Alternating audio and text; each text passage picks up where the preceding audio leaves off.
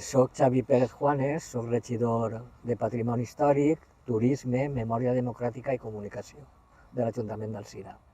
Alzira va apostar enguany en Fitur per el tema medioambiental sobretot, no? Perquè tenim un patrimoni natural molt important, perquè tenim dos elements fonamentals, que és el xúquer, que es dona vida, encara que també ens dona desgràcies en les inundacions, i la Serra de Corbera, en la Vall de la Murta i la Casella.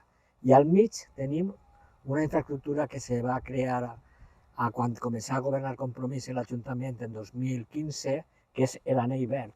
És un anell que circumvala tota la ciutat per a ciclopeatonal, on se pot disfrutar del riu, dels jardins, de la muntanya de Sant Salvador i també d'un embarcadero de piragües. És un pulmó verd de la ciutat.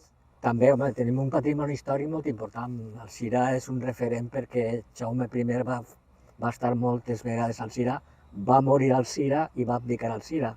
I ara estem en un procés de recuperació de la Casa Reial de Jaume I, gràcies a un conveni al Ministeri de Turisme i la Generalitat de 2,7 milions d'euros.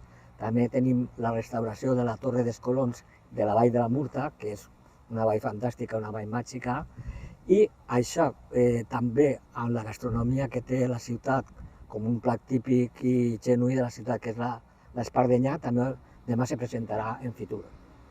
Sobretot, el turista que ve a Alzira és turista que ve a relaxar-se en els paratges naturals que tenim. Tenim dos paratges naturals que són impressionants, que és la Vall de la Murta i la Vall de la Casella, en la Serra de Corbera, que fa pocs dies quasi se mos pega foc, bueno, se va pegar foc molt proper de la Murta i ho salvàrem. I normalment la Murta i la Casella són els atractius més importants de la ciutat, a banda de les festes, les falles, la Setmana Santa, les festes de partits i barris i els moros i cristians.